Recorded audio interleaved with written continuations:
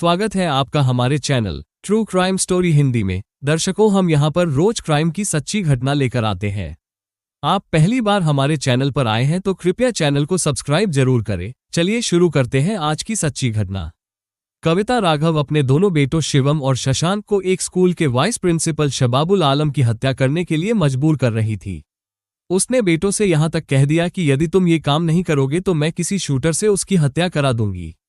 Mummy के कहने पर दोनों बेटों ने शबाबुल को मार दिया। आइए देखते हैं ये खौफनाक दास्तान कि एक मां ने अपने बेटों को कातिल क्यों बनाया। कविता राघव बेचैन अपने कमरे में चहलकदमी कर रही थी। आधी रात का वक्त था। वो समझ नहीं पा रही थी कि आखिर वो करे तो क्या करे। उसकी आंखों की नींद गायब थी। आखिरकार वो बगल के कमरे में सो रहे बड़े बेटे शिवम के पास गई। वो गहरी नींद में सो रहा था। उसे झकझोर कर जगा दिया। शिवम राघव हड़बड़ाकर उठ बैठा। बोला, क्या हुआ मम्मी, इतनी रात को क्यों जगा दिया? कल ड्यूटी जाना है, थका हुआ हूं। तू मजे में सो रहा है और मुझे नींद नहीं आ रही। क्या करूं, बार बार छोटे बेटे प्रिंस की शिकायत दिमाग में घूम रही है। उसका मासूम चेहरा तैर रहा है। कविता बोली, लेकिन मम्मी अब हम क्या कर सकते हैं? जब पुलिस ने ही फाइनल रिपोर्ट लगाकर उसे बचा लिया तो हमारे पास उस हरामजादे प्रिंसिपल के खिलाफ कोई सबूत भी तो नहीं था। शिवम बोला, साला हरामी का पिल्ला, उसे जब भी देखती हूं तब मेरे तनबन में आग लग जाती है। जी तो करता है कि उसे उसी वक्त गोली मार दूं। कविता लगभग चीखती हुई बोली। उसकी आवाज सुनकर दूसरा बेटा शशांक राघव भी वहां आ गया। बोला, क्यों तुम लोग फिर आधी रात को बहस कर रहे हो? बेटा, मैं बहस नहीं कर रही। तुम लोग मेरी हालत नहीं समझ रहे हो। मेरे दिल में आग लगी है, आग। कविता बोली, तुम ही बताओ ना, हम क्या कर सकते हैं? मुझे भी प्रिंस की मौत का गम है जितना तुमको है। प्रिंसिपल को सजा दिलवाने के लिए हमने कोई कमी नहीं छोड़ी थी। वो साला पुलिस जांच में बेदाग बच निकला। यही तो गम है बेटा, हरामजादा बेदाग बच निकला और हम हाथ पर हाथ धरे बैठे हैं। तुम्हारा बाप यहां होता तो प्रिंस की मौत का बदला जरूर लेता। वह भी जेल में सड़ रहा है। कोई तरीका है तो बताओ।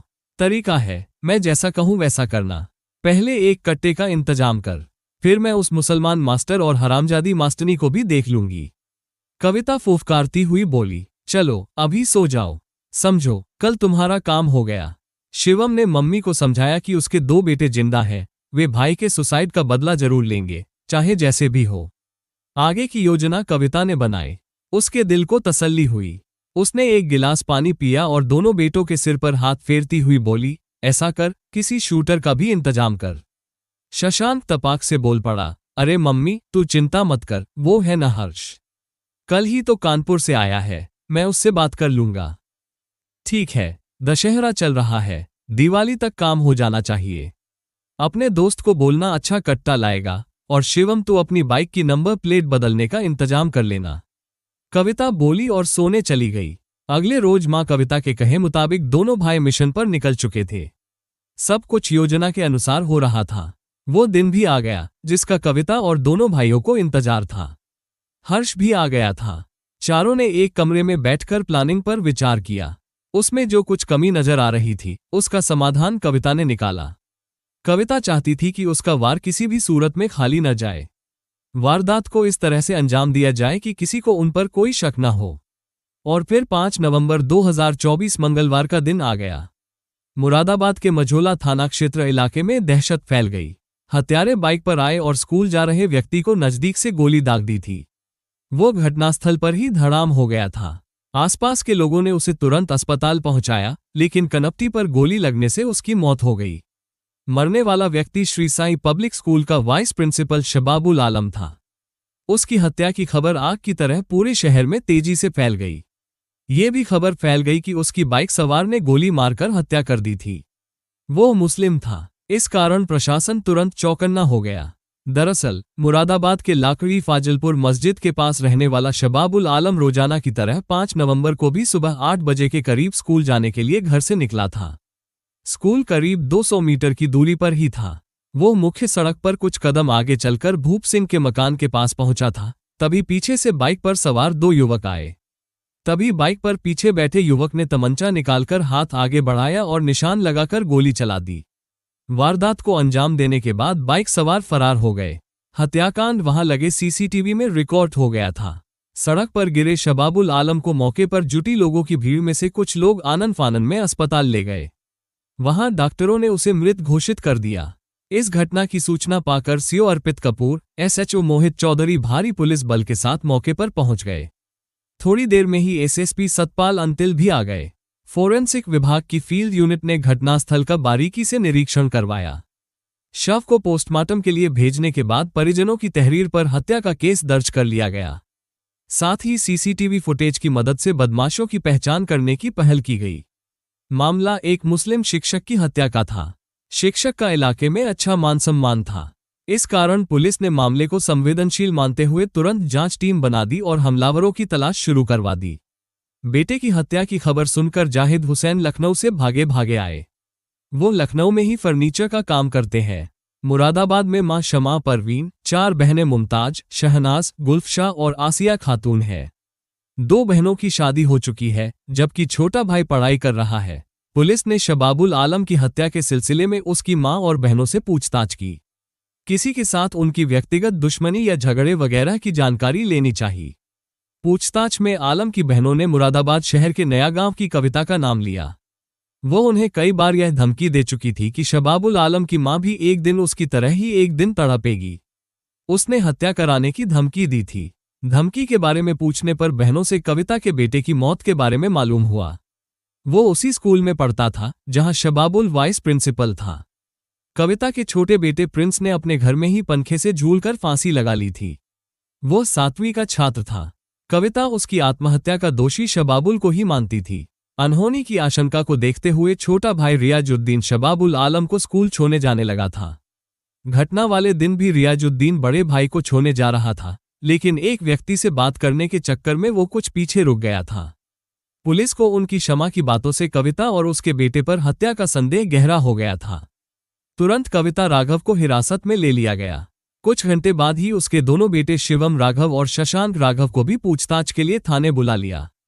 शशांक नाबालिग था। शशांक ने बिना किसी डर के पुलिस से कहा, हाँ मैंने मारा है, उसको तो मरना ही था। शशांक 10वीं का छात्र है। कविता भी उसी लहजे में बोली, उस कमीने को मरवाती नहीं तो और क्या करती, वो कोई पाकसाफ इंसान नहीं था। उसके चलते ही मेरे मासूम बेटे ने फांसी लगा ली थी। उस कमीने ने मेरे बेटे को न सिर्फ डांटा डपटा बल्कि स्कूल से ही निकाल दिया। उसकी प्रताड़ना मेरा बेटा नहीं झेल पाया और बोलते बोलते कविता की आंखों से आंसू निकल आए। सभी आरोपियों के बयान लेने के बाद पुलिस ने उस मामले की तहकीकात की, जिसमें 4 माह पहले प्रिंस की आत्महत्या की रिपोर्ट दर्ज की गई थी। कविता की जिंदगी कई सालों से अव्यवस्थित चल रही थी। उसका पति साथ में नहीं था। वो ड्रग्स तस्करी में कर्नाटक की जेल में बंद था। कविता दूसरों के घरों में झाड़ू पोछे का काम करती थी। बड़ा बेटा शिवम एक फैक्ट्री में काम करता था, जबकि दूसरा बेटा पढ़ाई कर रहा था। शबाबुल की हत्या का मामला 4 माह पहले कविता के बेटे प्रिंस की खुदकुशी से जुड़ा हुआ था। वो मझोला थाना क्षेत्र के लाकड़ी फाजलपुर स्थित श्री साईं पब्लिक स्कूल में 7वीं कक्षा का छात्र था। दरअसल नयागांव के रहने वाले प्रिंस ने एक रोज स्कूल में वाइस प्रिंसिपल को स्कूल की ही एक महिला शिक्षिका के साथ आपत्तिजनक हालत में देख लिया था। इसके बाद शबाबुल ने प्रिंस की बुरी तरह से पिटाई की थी। मार खाकर प्रिंस बहुत परेशान हो गया था। चोटों के जितने निशान शरीर पर नहीं पड़े थे, उससे अधिक गहरे निशान उसके मनमस्तिष्क पर पड़े थे। वो बड़े ही उदास मन से बोझिल घर पहुंचा था। मम्मी कविता उसे उदास पाकर पूछ बैठी, आज फिर तुम्हारी पिटाई हुई क्या? किसने मारा? प्रिंस गुमसुम बना रहा। कविता उसका सिर सहलाने लगी। बैग पीठ से उतार ही रही थी कि वो फफक फफक कर रोने लगा। कविता से लिपट गया। कविता के मातृत्व की ममता उमड़ पड़ी। आंचल से आंसू पोंछती हुई पुचकारने लगी। थोड़ा सहज होने पर प्रिंस ने स्कूल की घटना बता दी जो उसने देखी थी। कविता को उसकी बातों पर विश्वास नहीं हुआ। उसने नहीं सोचा कि प्रिंसिपल ऐसा कर सकता है, क्योंकि वो तो उसे भला इंसान समझती थी। प्रिंस मन महसूस कर रह गया, क्योंकि उसकी मम्मी ने इतनी गंभीर बात को हल्के में लिया और उसे ही समझाने बुझाने लगी। अगले रोज प्रिंस की घर में तबीयत खराब हो गई। उसे हल्का बुखार आ गया। उस रोज स्कूल में छुट्टी थी। इस बीच कविता ने उसकी देखभाल की और 15 फरवरी को समय पर स्कूल भेज दिया। उस रोज प्रिंस भारी मन से स्कूल गया। प्रिंस के साथ उसका एक दोस्त भी था, जिन 2 छात्रों ने दोनों शिक्षकों के कारनामे को देखा था। दोनों की वाइस प्रिंसिपल और महिला शिक्षक ने फिर पिटाई कर दी। उसी दिन घर लौटने के बाद प्रिंस ने फंदे पर लटक कर घर में आत्महत्या कर ली थी। प्रिंस के शव का पोस्टमार्टम नहीं कराया गया। हालांकि इस बारे में कविता ने स्कूल जाकर शिकायत की, लेकिन स्कूल प्रशासन की ओर से महिला टीचर और वाइस प्रिंसिपल के खिलाफ कोई कार्रवाई नहीं की गई। पुलिस ने भी इस मामले में केस दर्ज नहीं किया। इसके बाद कविता कोर्ट चली गई। कोर्ट के आदेश पर 21 मई 2024 को मझोला थाने में शबाबुल आलम के खिलाफ मारपीट और आत्महत्या के लिए उकसाने का केस दर्ज किया गया। लेकिन पुलिस ने कुछ दिन बाद ही केस में फाइनल रिपोर्ट लगाकर उसे बेकसूर बताया। इस मामले की शिकायत अफसरों से की गई तो दोबारा जांच शुरू की गई। फिर भी शबाबुल के खिलाफ कोई कार्रवाई नहीं हो पाए। यही बात कविता के मन को रात दिन कचोटती रही। वो बदले की आग में जल रही थी। बार बार अपने दोनों बेटों से प्रिंस की मौत का बदला लेने के लिए दबाव बना रही थी। पुलिस पूछताछ में शिवम राघव ने बताया कि उन्होंने पहले तो कानूनी कार्रवाई के जरिए ही वाइस प्रिंसिपल को सजा दिलाने की कोशिश की, लेकिन सफल नहीं हो पाए। उसकी मम्मी कविता बार बार कहती थी कि 2 बेटों के होते हुए भी वह अपने छोटे बेटे की मौत का बदला नहीं ले पा रही है। कविता ने बेटों से यहां तक कहा था कि अगर वह शबाबुल आलम को नहीं मार पाएंगे तो वह कुछ भी करेगी और रुपए जुटाकर सुपारी देकर उसे मरवा देगी। दशहरे पर शिवम का दोस्त हर्ष चौधरी शिवम के घर आया था। इस दौरान शिवम, उसकी मम्मी कविता, उसके छोटे भाई और हर्ष चारों ने बैठकर योजना को अंजाम देने की रूपरेखा तैयारी की थी। हर्ष ने बताया था कि उसके दोस्तों ने नया मुरादाबाद स्थित पार्श्वनाथ प्रतिभा सोसाइटी के अंदर घुसकर भाजपा नेता की सुपारी देकर हत्या की थी। तय योजना के मुताबिक शबाबुल आलम की हत्या की साजिश रची गई। इसके बाद हर्ष ने तमंचे की व्यवस्था की और शिवम ने अपनी बाइक की नंबर प्लेट बदल दी। साथ ही वाइस प्रिंसिपल की रेकी की गई। दिवाली पर पटाखों के शोर के बीच हत्याकांड को अंजाम देने की साजिश रची गई थी, लेकिन लगातार छुट्टी होने के कारण स्कूल बंद रहा और शबाबुल घर से बाहर नहीं निकला था। दिवाली वाली रात तीनों शिवम राघव, उसका छोटा भाई शशांक राघव और दोस्त हर्ष एक ही बाइक से लाकड़ी फाजलपुर गांव में पहुंच गए। कई घंटों इधर उधर घूमते रहे, लेकिन मौका नहीं मिल पाया। भाईदूज के बाद सोमवार 4 नवंबर 2024 को भी लाकड़ी फाजलपुर गए, लेकिन सफलता नहीं मिल पाए। फिर मंगलवार 5 नवंबर की सुबह शिकार की तलाश में निकले। जैसे ही उन्हें शबाबुल आलम स्कूल की तरफ जाता दिखा तो बाइक उसके नजदीक ले जाकर गोली चला दी। वारदात को अंजाम देकर वे फरार हो गए। आरोपियों से पूछताछ के बाद हर्ष को भी पुलिस ने गिरफ्तार कर लिया। पुलिस ने आरोपी कविता राघव, उसके बेटे शिवम राघव और दोस्त हर्ष से पूछताछ के बाद उन्हें कोर्ट में पेश कर जिला जेल भेज दिया। नाबालिग शशांक को बाल सुधार गृह भेज दिया गया।